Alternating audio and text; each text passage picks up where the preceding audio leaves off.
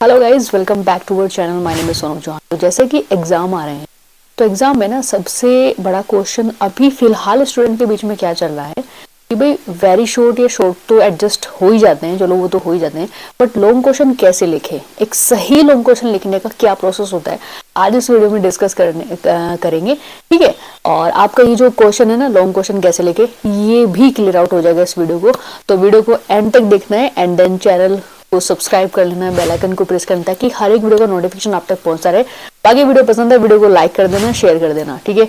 और आप हमारे सोशल मीडिया हैंडल्स पर भी हमें फॉलो कर सकते हैं, नीचे डिस्क्रिप्शन में उसका लिंक मिल जाएगा, या फिर मैं यहाँ पर आपको वीडियो स्क्रीन में आईडी नेम आपको नजर आ रहा होगा, फॉलो कर लेना। तो चलिए अब स्टार्ट करते हैं। तो दोस्तों, जब आप लॉन्ग क्वेश्चन लिखते हो ना, तो लॉन्ग क्वेश्चन में ना कुछ चीजें आपको बहुत ही ज्यादा ध्यान रखने वाली होती हैं। क्योंकि देखो, शॉर्ट की कोई टेंशन नहीं है, शॉर्ट क्वेश्चन का जब आप आंसर देते हो उसमें भी कोई दिक्कत नहीं है, वेरी शॉर्ट में भी कोई दिक्कत नहीं होती है, दिक्कत होती है लॉन्ग क्वेश्चन को। क्योंकि लॉन्ग क्वेश्चन जितना ज्यादा बेहतर तरीके से लिख पाओगे उतनी ज्यादा आपके पेजेस भी भर पाओगे, है ना। ये भी तो सबसे बड़ी टेंशन होती है कि हमारे 18-19 पेज के बाद तो हमारे पास मटेरियल ही नहीं रहता है, तो उसमें हम लिखे क्या। तो लॉन्ग क्वेश्चन को लिखने के थोड़े तरीके होते हैं, वो आज हम इस वीडियो में डिस्कस करने वाले हैं। तो तरीका नंबर 1, पहला देखो कि जब आप लॉन्ग क्वेश्चन लिखते हो तो सबसे पहले ना जिस भी टॉपिक से रिलेटेड वो लॉन्ग क्वेश्चन पूछा गया है उसका इंट्रो डालो।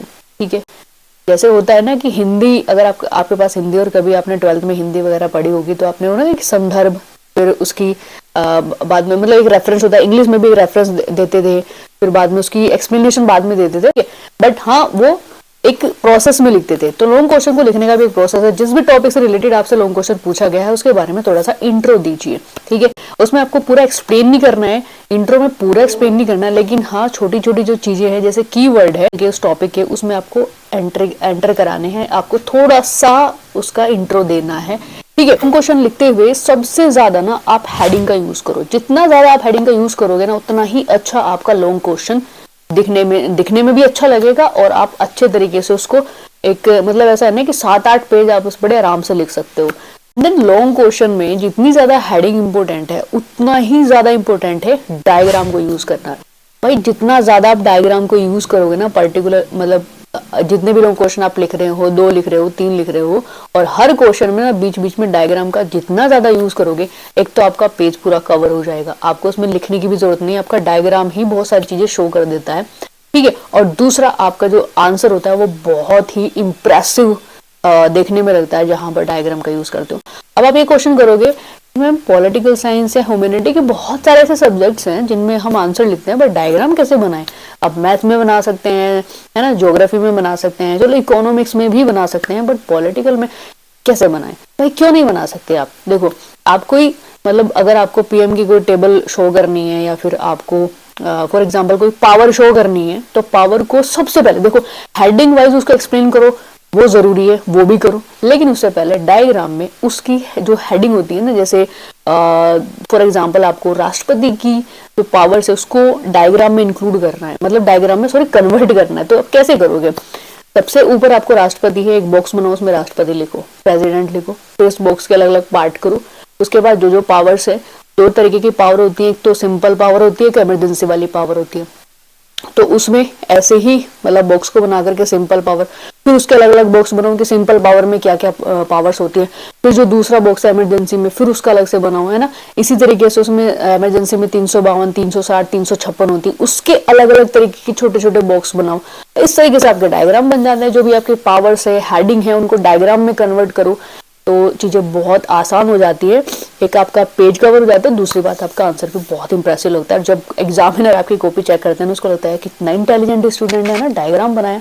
और सबसे जरूरी अपने कॉन्सेप्ट क्लियर करने की कोशिश करो, क्योंकि रट्टाफिकेशन आप जैसे 2 लाइन है या फिर आप लॉन्ग क्वेश्चन भी अपना नोट्स बना करके प्रिपेयर कर रहे हो तो वो लिमिट में हो जाता है। ठीक है, लिमिट में आपने 10 हेडिंग है, 10 नोट्स हैं, वो आपने रट्टाफिकेशन कर ली, जैसे कि तैसे करके आपने याद कर लिए और आपने कॉपी में लिख दिए, और वो कॉपी में वही होता है कि थोड़ा सा लिमिट में हो गया और आपको लगता है कि और ज्यादा मैं लिख सकता हूँ।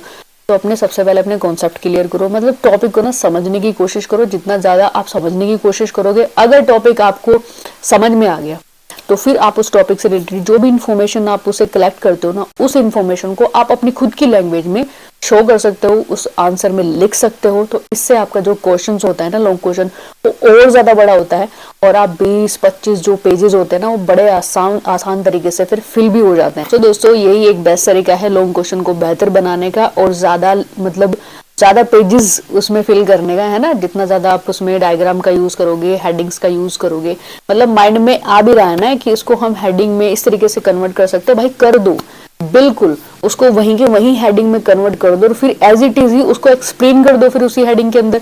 तो इसलिए चीजें फिर बढ़ जाती है। फिर वो जो 18-19 पेजेस तक आपका लॉन्ग क्वेश्चन पूरा का पूरा जो पेपर होता है ना, उसकी जो संख्या है वो फिर बढ़ जाती है। 20-25 पेज तो कहीं गई नहीं, ठीक है। तो फाइनली दोस्तों ये कुछ ऐसी टिप्स थी, कुछ ऐसी सॉल्यूशंस थे लॉन्ग क्वेश्चन को कैसे एक बहुत वाइड करें, उसको कैसे बढ़ाएं, ये मैंने शेयर किया। आई होप आपको पसंद आएगा और ये ट्रिक आप जरूर फॉलो करोगे एग्जाम में।